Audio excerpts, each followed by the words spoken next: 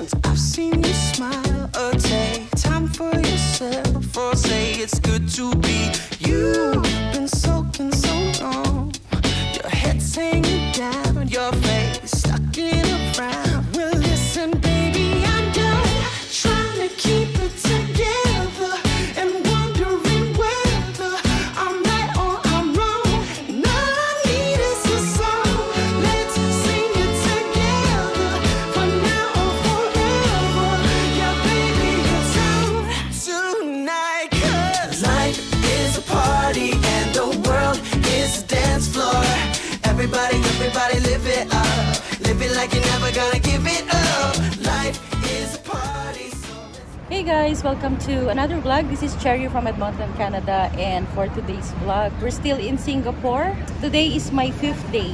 So, bale, 2 weeks ako dito sa Singapore. Pero, some days of that, I'm working remotely. So, in the past 2 nights, I've been working. Actually, nag-work ako kagabi.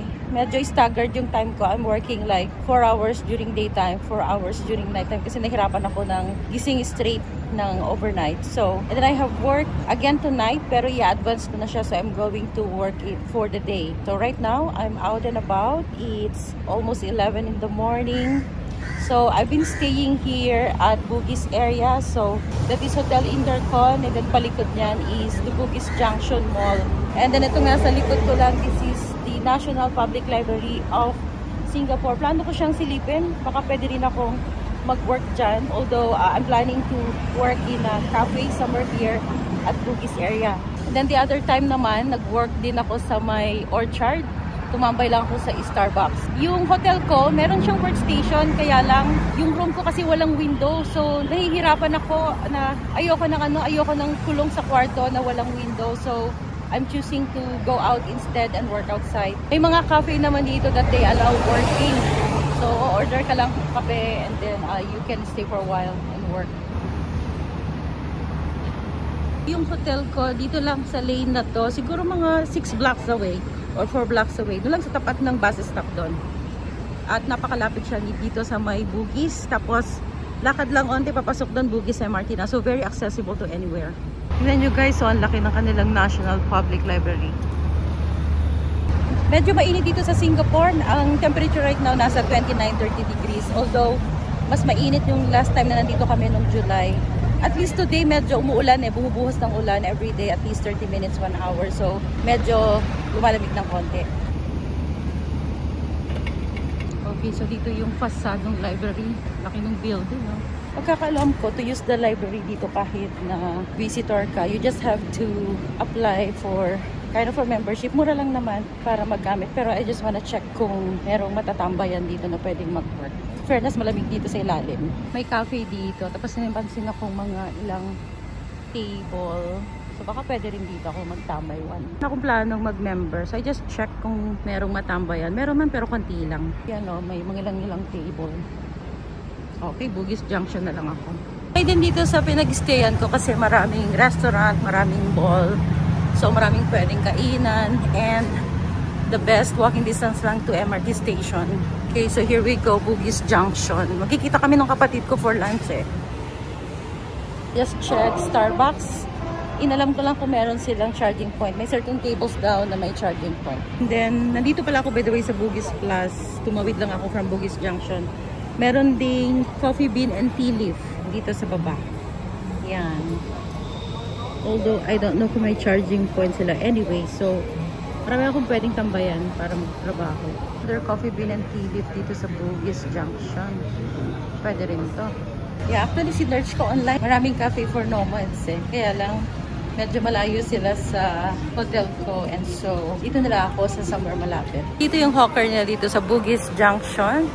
So, hindi pa matao. Pwede rin akong stay muna dito while waiting for my sister. Ay, akong pwesto dito sa sulok ko. Tapos ito na yung Hotel Intercon. Okay, so while waiting, mag-order na rin ako while waiting for my sister. Pila ko dito sa Wang Chao Chouchu Noodle House. Ang masarap yung nasa unahan yun na yung signature noodle. Ang pinipilahan siya eh, masarap siguro. Ang mga sausawan nila. Budol yata ako. Doon sa picture, ang dami-dami niyang sahog. Okay na din. Pero look, parang ang sarap ng noodles niya, oh. Asawa, tapos yung aking inumin. So yung kapatid ko nandito na rin, nag-order lang siya ng pagkain. Mangga natin sabaw. Parang lately, nahihilig ako sa mga sabaw, tsaka noodles dito. Yan, sarap. Tapos may chili. Yung noodles nila. Tinanong niya ako, okay lang ba chili? Sabi ko, yes. Pero nakalimutan ko sabihin konti lang. Good lang. Baka maanghang ko. Pero anyways, pwede to. Pwede rin ihalo dito sa sabaw. O, madami din. For $6 only. So, lunch lang muna. Tapos, mamaya maghiwalay na kami ng kapatid ko. Uwi na siya. And then, ako naman magtatrabaho.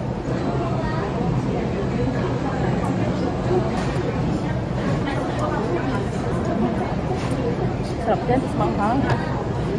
Tapos inom ka ng sabaw dahil manghang.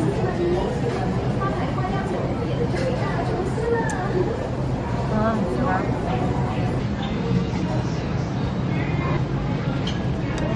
Yan, dami din siya sa ko.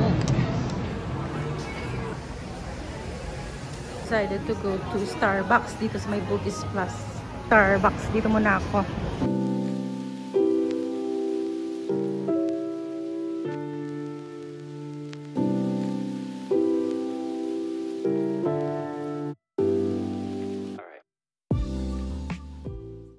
Okay, so it's 6 o'clock. Tapos na ako mag-work. Bale, nag-work ako sa Starbucks from after lunch 1 p.m. to 6 p.m. straight. Very lenient naman sila. So, allowed. Actually, maraming mga bata ang gumagawa ng homework na nandun lang sila.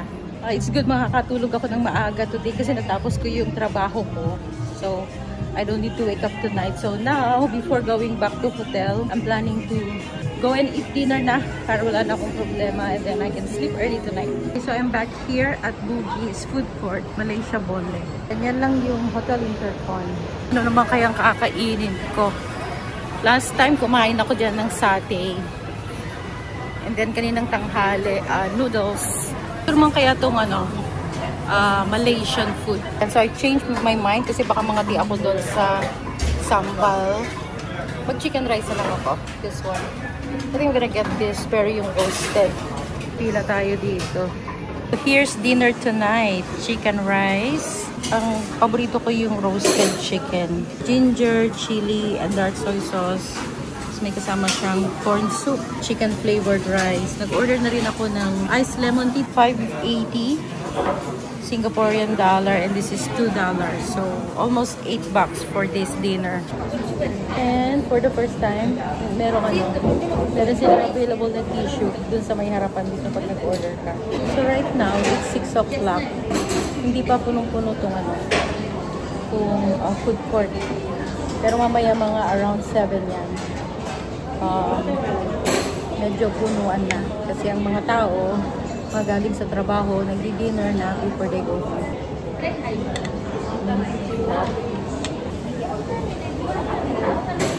Okay, so pabalik na ako sa hotel. Another day has passed here in Singapore. Super popular ng Pop Mart ngayon dito sa Singapore. So I still have 9 days here in Singapore, pero starting tomorrow, naka-day off na ako. Pero come Monday and Tuesday work ulit. And then day off ulit ng Wednesday to Friday before I go back home to Canada.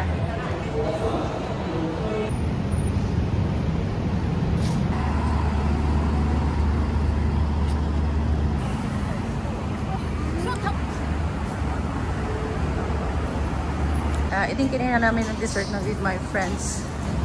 Itong Tom's Palette. Lapit lang siya dito sa hotel ko. And here's my hotel. Yan, A Hotel Bugis.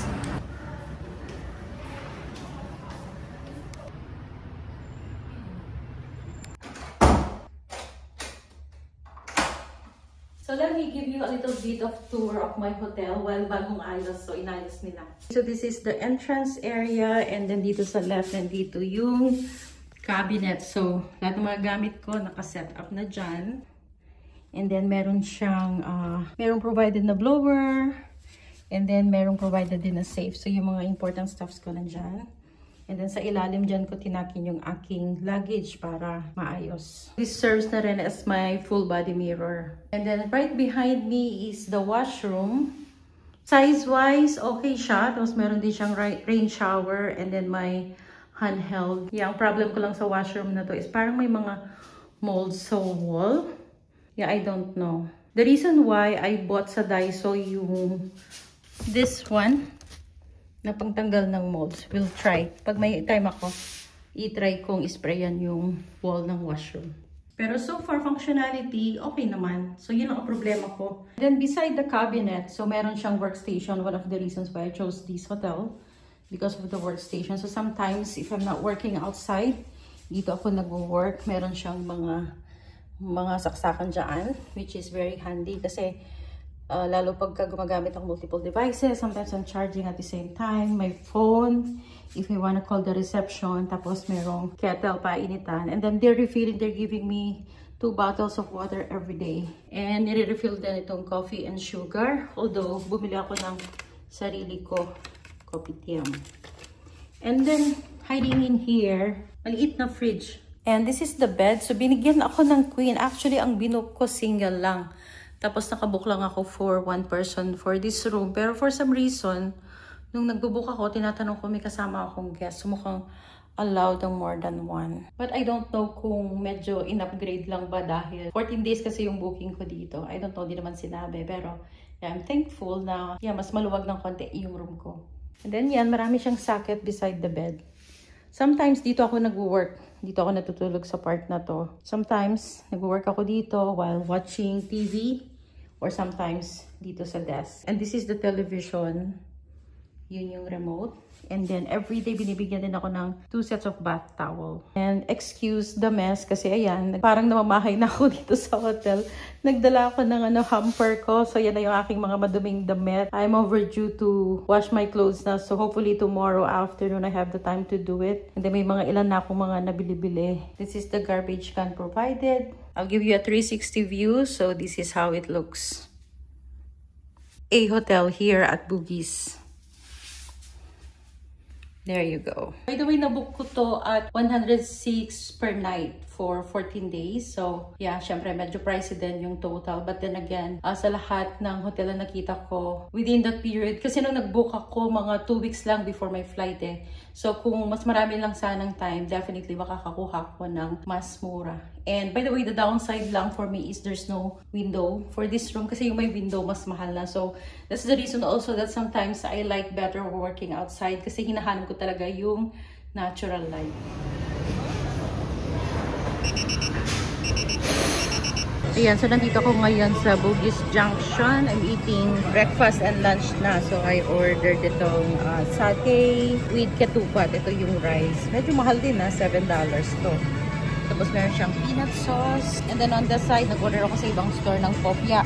Kasi the last time I went here in Singapore, I wasn't able to try this one. I chose the not spicy. $2.50 lang to, 1 piece. I'm currently working nag-work ako sa hotel kanina.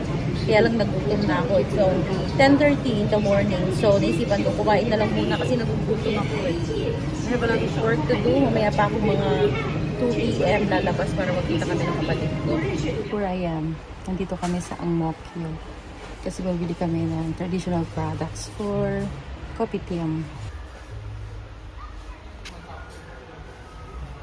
Kasi to bet ko itong mga to. I'm thinking I might get this one. Ito yung mga typical shops na bilihan ng mga local ng mga gamit sa bahay. Yung iba mga makikita mo sa mga hawker centers, gamit-gamit nila. Mga glasswares, plasticwares, ganyan. Mumura lang.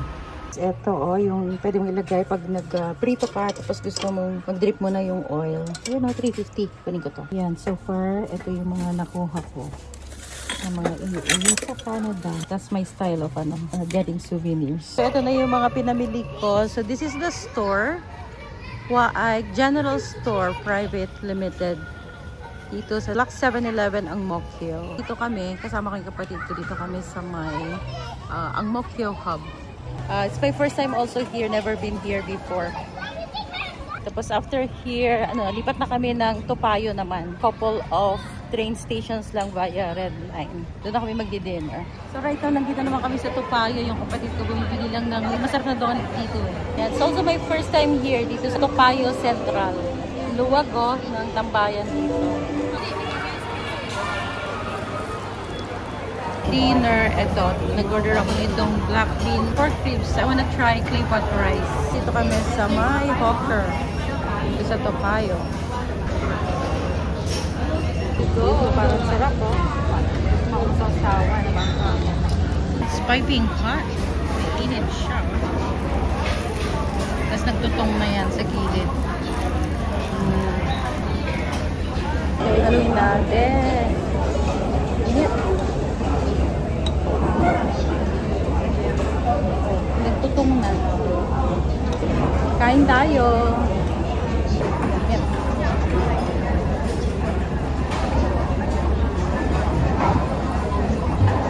Masarap.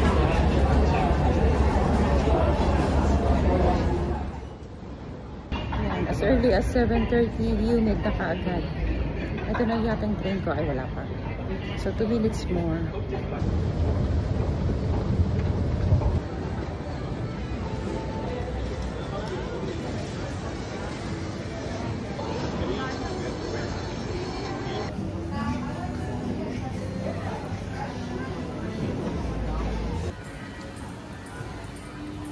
So I'm here right now at Chinatown in Singapore kasi nagtitingin ako ng mga magnets, keychains, ganyan na pasalubong na gusto ng mga Junakis ko.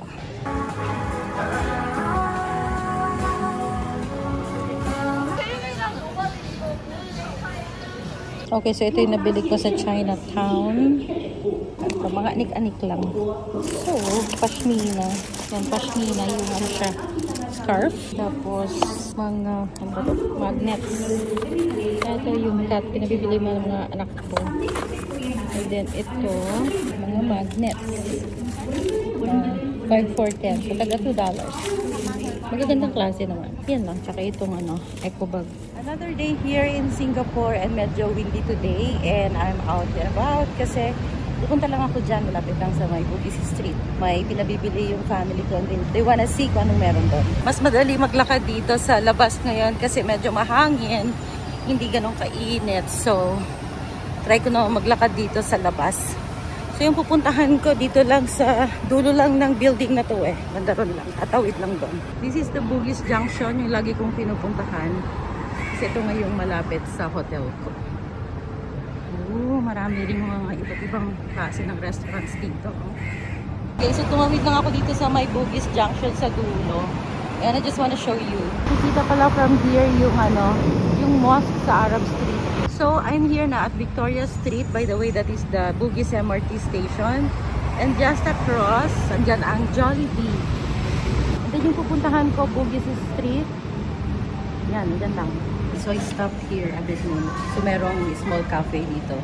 Sa labas lang. Order ako ng iced lemon tea kasi although mahangin, pero nararamdaman ko na yung init. Favorite ko to eh, yung iced lemon tea dito kasi lasang-lasa talaga yung tsaka. Para siyang homemade. Chill lang ako a bit. Siguro mga 5 minutes lang dito kasi parang masyado pang maaga. Magti-10 pa lang. 10 ang bukas ng Bugis Street. Baka mamaya yung mga ibang stalls doon sarado pa. Nagre-request kasi yung pamilya ko. They want to see the what's in Bugis Street. So, magbe-video ako doon while kausap ko sila. Tapos magpo-point sila kung ano gusto nila.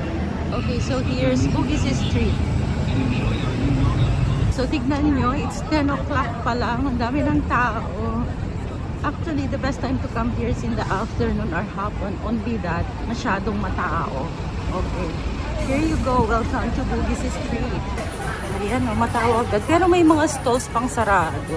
Ito mga back alley dito. So, bali dito makakabili ng mga cheap items. Ganyan, mga souvenirs. O, mga 4 for 10. Pareho lang din sa Chinatown. Ayan, mga souvenirs. And then, look at that. Dito naman yung mga damit-damit na napakamura lang. Look at that.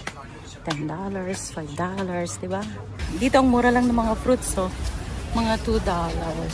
Ayan, mga $2 lang. Dito ako nakakita dati ng ng durian. Palang, no? Ang dami ng tao sa labas. So, I think it's time to call my family. At magtuturo sila kung anong papabili nila dito. Buti na lang, mura lang. Okay, so wala na ako sa Bugis Street. Yung kapatid ko kasi nandyan na magkikita na kami. So, ito. Ayan, isang buong eco bag. Ang nabili ko para sa pamilya ko, yung mga anak ko. Nakapabili ng mga keychains, magnets, ganyan, t-shirts. And yung dalaga ko nagpabango ng parang, ano ba yun? Parang liniment. Yung parang white flower pero it's more of a roll-on. So pag medyo nahihilo ka, ganyan. Also, nabilan ko yung asawa ko ng kanyang t-shirt. So yeah, Bugis Street run is done. So lunch muna. Saan pa ang lunch? Kundi dito sa Hawker, syempre. Dito pa rin sa Bugis area, dito sa Malaysia Boy. Now, ano naman kayang kainin ko today? Every time kumakain ako, I'm trying to eat different meals eh. Char kway chow naman kaya ako ngayon. Kahapon kumain kami sa Songpa Bacote, pero hindi na ako nakapag-film. I just wanna try something new again this time. Ito, siram lang beef noodles. Pwede rin tong char kway chow. Hindi ko pa natikman so far yan during this trip. Time ito yung night ko eh. Sarap din. So, final decision, dito kami sa Kampung Baro. Malay food. And we're ordering tong nasi lemak and beef rendang set. Tapos mag-share na lang kami.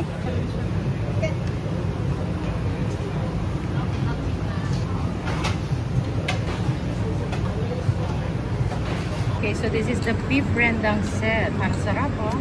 Tapos ito naman yung ating nasi lemak. Oh, bakit medyo sad yung kanyang chicken kakunti? Pero anyways, mag-share naman kami ng ulam. Kain po tayo. So it's in the evening. It's 7 PM right now. Lumabas ako para bumili lang ng dinner and I'm planning to get dinner from Nando's. Try naman natin ng... Okay, so dito ako nag-order. By the way, naka-order na ako. Nakalimutan ko mag-film dun sa loob. So I'm already waiting for my... Here you go. Naka ko na yung order ko. So, bale, half chicken and 2 rice. Yeah, pagkain namin ng kapatid ko. And then, kanina duman lang ako ng tinapay sa Lavender. Mas mura kesa sa Paris Baguette. So, pang breakfast tomorrow. Back to hotel now. Yeah, I'm currently here at Adelphi. Dito yung building dati na nag-work ko dito sa Singapore. Yeah, meron kaming importanteng lalakarin lang dito. So, nakatambay lang muna ako sa dito. Ito kami dati lagi bibili ng breakfast. Mga kaibigan ko bago pumasok sa taas. Kasi yung work namin nasa bandang, I can't remember correctly, parang 3rd floor. Yeah, that was more than 10 years ago. Okay, so it's Sunday morning and time na maglaba kasi sa linggo na ako dito sa Singapore. Wala na akong susuot. So I'm here at Waterloo Street. Here sa Bugis, malapit lang sa hotel ko. Sundan ko yung mapa. Looks like Tumblr is in this building. Waterloo Center pala tong building na to. Tapos parang may nakakonect na HDB or yung mga apartments doon. So anyway, sige, let's go up there. I think yung Tumblr might be right there. Yung white na sign na yun siguro. So yeah, here we go. It's called Tumblr. May mga naglalaban na. Ito yung prices. So may mga options. $8, $9, $10, $11. And then yung drying. Depende sa heat. There's $8 to $9, $5 to $6. Low temperature, $1 per 5 minutes. Medyo mahal din na. Medyo pricey din yung laundry. So maglaba tayo. Papapalit na muna ako ng coins.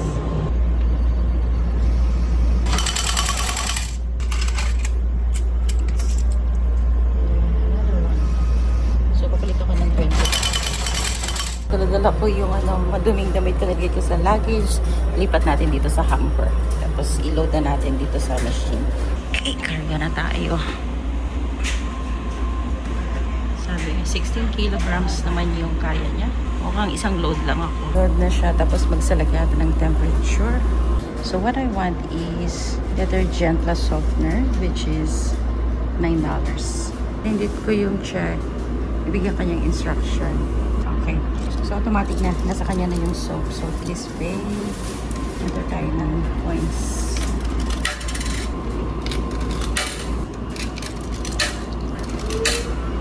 Press start. Then Since 39 minutes pa naman. So, labas muna ako. Mukhang may hawker ng bukas. So, hindi pa ako nagkakape breakfast muna. May hawker sa dulo. Itong pinasok kong building, parang HDB siya. Na meron mga shops sa ilalim. And if you look at it, it's very quiet. It's actually dark right now. It's only past 9. So, yung mga kainan pa lang ang open. Ayan o, bukas na sila. Asan kaya yung breakfast? Gusto ko sana kape muna. Yung breakfast ko. Pero sige, pag-isipan ko, baka pwede na ako mag-lunch. Okay, so I think I'm going for chicken rice and coffee. Hindi kasi ako kumain kagabi, so nag-decide na ako mag-breakfast ng kanin. Here's my food. Ito, roasted chicken rice. Imagine, $4 lang to. Mas mura talaga kapag sa mga community hawker na ganito. $4 lang itong set na to. And then, kasi itong coffee ko, it's called Coffee Seed. So, coffee with condensed milk. $170 lang. So, kapag sa mga mall, usually 2-3 na yan. For a full meal na, $5.70. Not bad, di ba? Naka-isang linggo na ako. Pang isang linggo ka na kasi dito sa Singapore. And maubusan na ako ng damit. Kaya, nagpunta ako dito sa Waterloo Street. Dito lang sa may Bugis, malapit lang sa hotel ko. Siguro mga 2 kantong street lang papasok. So, kailangan ko lang maglaba. Today is Sunday, so maybe today is a rest day. Maglalaba lang ako, tapos mag-stay sa hotel. Hintayin muna tayo. Patang.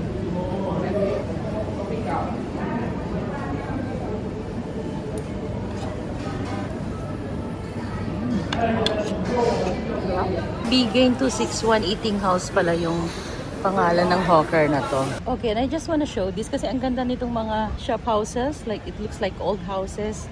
Katapat nitong kinainan kong hawker. That one, that's an old shop house. Tapos, kinulayan lang ng very vibrant na color. This is another one. And then, dun sa katabi niya doon, so there's more, oh, mga maliliit na shop. Malamang mga ginawang ano yan, office. Okay, so pabalik na ako. Siguro tapos na yung laundry ko. Okay, so I'm done with my laundry. So I'll just dump everything in here. Tapos sa hotel ko na lang ayusin. Okay, so done with laundry. Back to hotel life.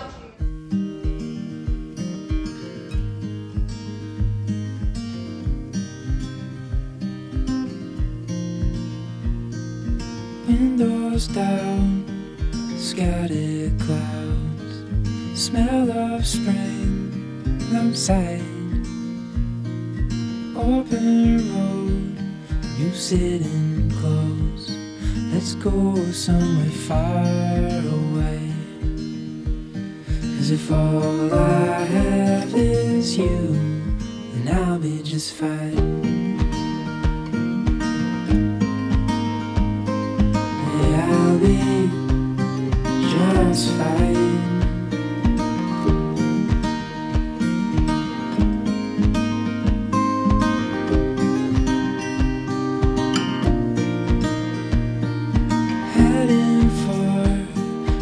Western shore, while the sun is slow, it fades.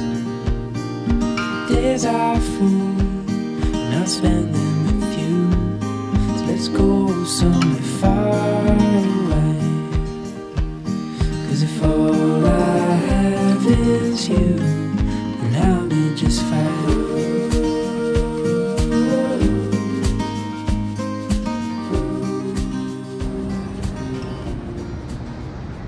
So I'm right here across my hotel. So bali ito yon, yung A Hotel Bugis. And then actually marami siyang mga katabing hotel. This is ST Signature, Hotel 81, and this is Ibis Budget Bugis branch. And then sa hotel ko malapit lang yung South Beach, this one. Marami ding kainan dito na medyo high-end. Yan kami kumain mga kaibigan ko last summer sa DOC Pizza, and I think ito na yung bagong puntahan ngayon. Then right across my hotel, meron ding mga kainan dito, like this one, this is hot pot, and yung kabila is roasted duck or mga Peking duck. Kaya lang parang bagong restaurants lang itong mga to, and medyo high-end. Yeah, but then I've been walking behind these buildings a while ago from here. So mag-turn right and paikot doon. Maraming mga shop houses, and marami ring mga maliliit na kainan sa likod na affordable.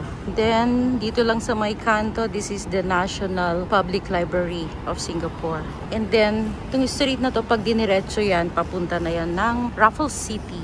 at madadaanan din ang Raffles Hotel. Hey guys, so right now naman nandito ako sa cold storage. So plano kong mag-grocery. Kasi gusto kong bumili ng kape, ng gatas, tsaka ng sugar. There's a bunch here, pero parang, I don't know, parang gusto kong kumuha ng ganitong kape this time. Well, parang masarap tong mga to. At yan, pag nasa hawker ako, yan na rin naman ang ininom ko sa I might get this time. Let's try this, the UCC blend. From Japan pala to. Kuha tayo ng bread para hindi bili ng bili sa labas. Okay, let's get full cream milk. So, pwede ko siyang lagay sa kape and for oat milk also. And then let's get instant oatmeal. Kuhan nga natin to. Pwede isa lang. Tapos I need sugar. Okay na to. Unrefined, no? Natural, unrefined cane sugar. Bibili sana ako ng fruits. Kaya lang napakamahal naman. Ito lang, oh. Okay, $7.50. $8.50. Ano yan? Blueberry. Driscoll. $10. $10. Siguro mga 5 to sa Canada.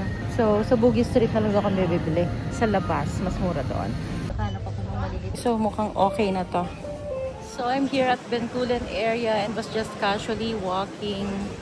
Ang sarap ng hangin, no? Tapos ang dami kasing puno. And the people are still here outside, busy eating. Some people are still drinking. And yeah, it's fun walking. I just passed by at ABC. I bought my $2 shampoo.